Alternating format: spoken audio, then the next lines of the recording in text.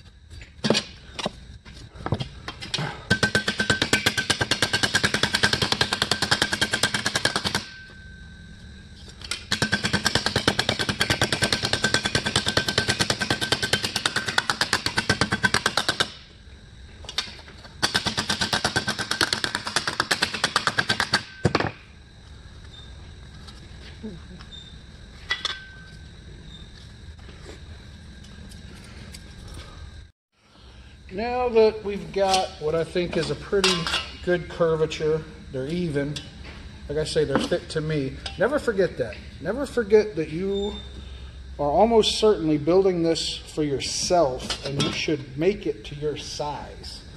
If you get online and find out that a shoulder tab was 4.5 inches tall from Terry English, how big are you? How big are your shoulders? If it doesn't fit you, it's not going to be any fun. So always take into account yourself when you're trying to decide your dimensions. So before we get into anything else, I'm going to try to seal the shape off, you know, by hammering down the edges to lock it in so that it's got the side strength. And before I do the edges, of course, I got to do that lifted area tab there. And that's mostly flat part. That's not round at all. If you noticed when I was hammering, I was trying to stay away from this side, from the corners here, because I know these tabs got to come up.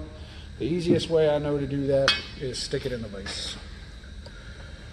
So I'm going to have a little offset here. Line it up with where I want the line to be. And vicing it down is going to straighten it out even without a hammer. And then just giving it the old tippy tap.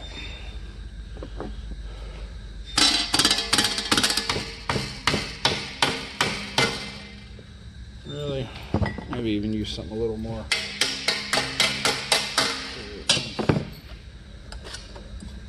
So you can see you got your crease there and it's coming up. I did go past that line on purpose. I thought that was too little. So the main thing when you get it is you want it to be facing straight out. Everything is round, but these guys actually stick out almost straight. So maybe a little more angle there.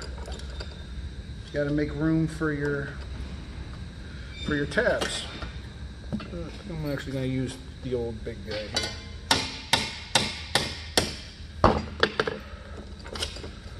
Yeah, you notice I started the crease up on the top side because you want the overall shape to continue through there, whereas the inside edge is going to be hammered flat. So you don't want to run it to the edge. You got to remember that you're hammering this down, so you got to offset it about 1/4 inch. Now the other side. And that line I was much happier with, so we're going to keep it there.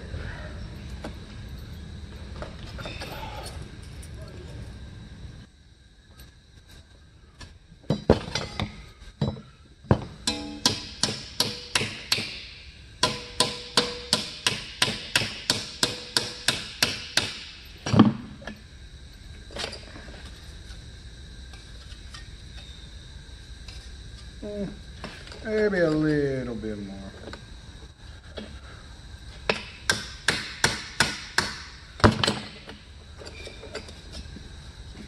Yeah.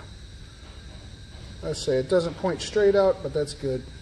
I think it points out enough. I like it where it is.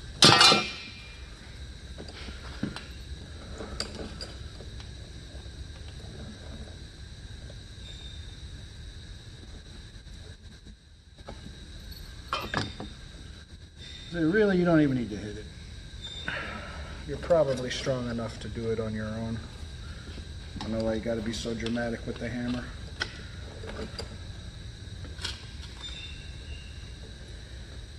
How about just getting a nice, crisp, clean line? Which I suppose, looking back, you could have done this with the shoulder tabs too. You didn't need to put it on the thing and hammer it down the crease in the middle. You could have just put, while still flat, obviously, popped it into there. Yeah, that's pretty good. Pretty good. Alright, so now we got they're even in size. Going over my shoulder, a little wiggle room because you may want to put some padding in there. Sometimes you should. I think the master does. So I think that's going to be a good shape. So now we are just going to lock in this shape by hammering down all the edges, just like everything else. So these are much larger parts that are more unwieldy when trying to do the tops. But you may have noticed in one of the previous videos, I just threw this sucker on its side and clamped it down. Gives you much more height, much more clearance on the sides. It's another reason why I love the vise anvil combo because it's just so versatile. You can change things up like crazy. So obviously I'm going to use the flat side. This is a little rough for me to want to use the round side here. I'm probably going to flip it back over for the curved parts. But for the straightaways, definitely no problem doing this. I guess you guys really need to see all that, but I'm going to do it. Flip it around to the front side.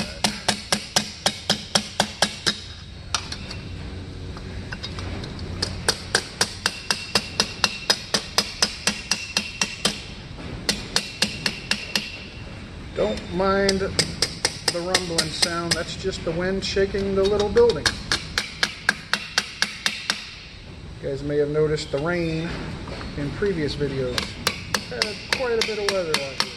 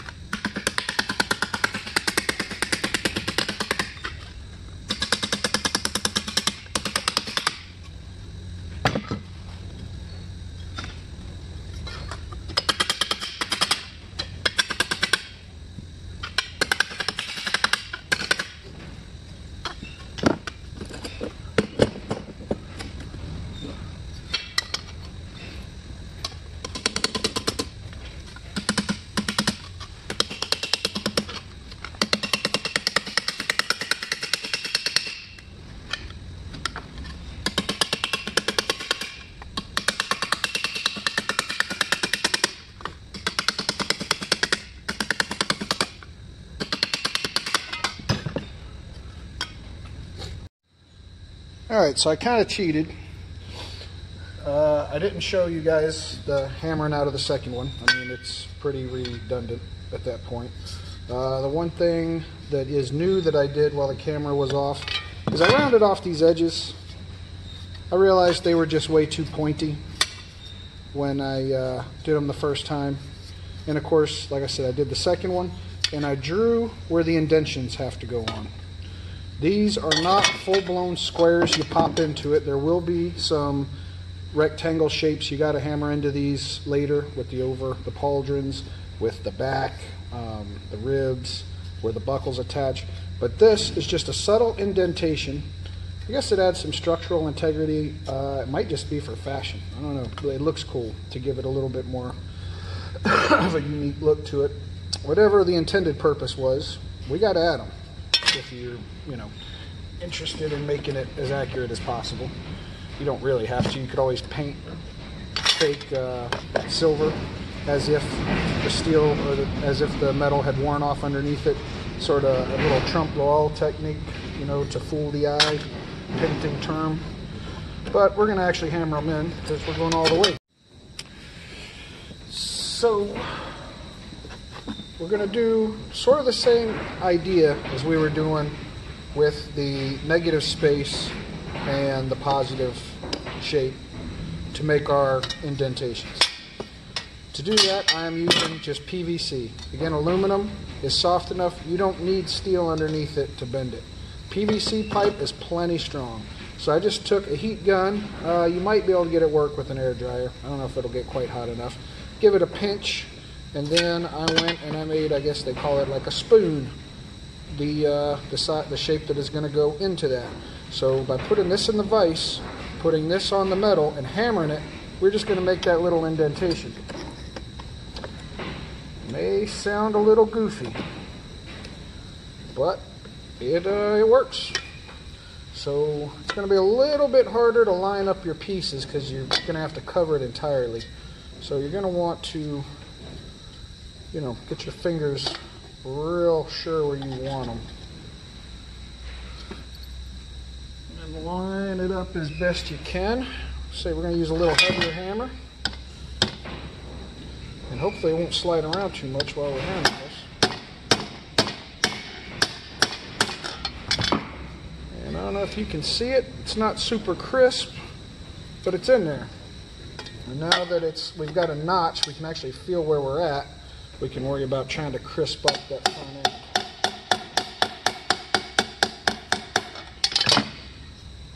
So we've got our dent on our divot in there pretty good.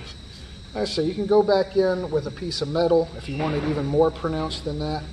I am more concerned about getting the shape in there right now than I am cleaning it up. It's always good to hammer it in and then clean it up after. Make sure you got it in the right place before you get too crazy about making it pretty.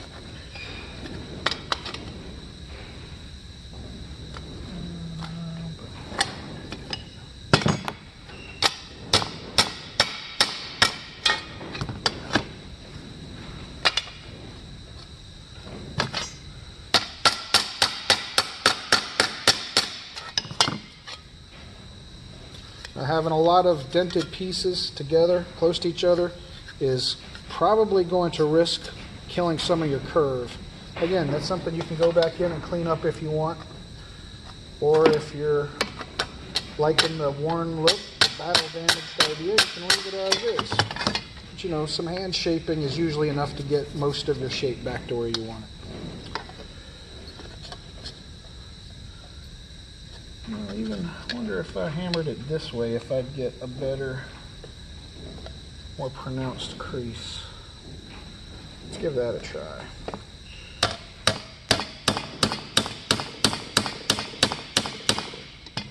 You know what? That's better. Silly me. I'm going to go back in and do it upside down. Because that definitely gives you a harder line.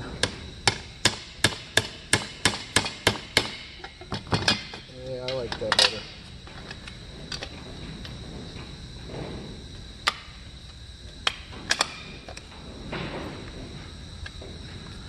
I say all about it where you want it. So now you see we've got our three things. It's going to be hard to tell. It's a pretty subtle shape and with the line. You're going to be able to see a lot more of how quality your edges are with a little acetone or something to clean off all the magic marker, all the dents, the dirt. And then when you actually see the bare metal, the shapes are much more pronounced. So that's something we're going to do a little later. Not stressing that part just yet. Plenty of time for cleanup when the getting dirty is done.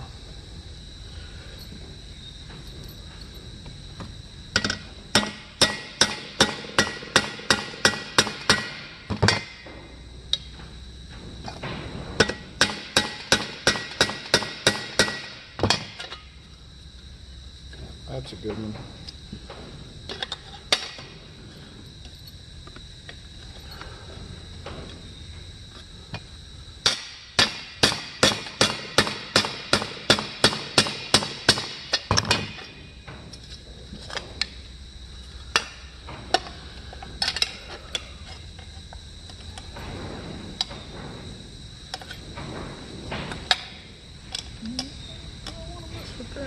I'm not going to flip this one upside down this time because this is pushing that. I don't want to risk pushing my thing down. I'd rather just keep it clear. Could just cut that off.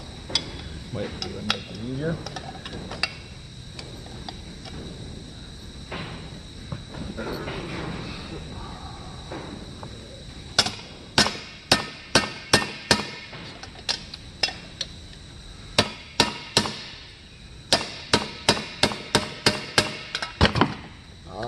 That's a good one. I'd say we got a happy little dent that lives right there. That's what we got.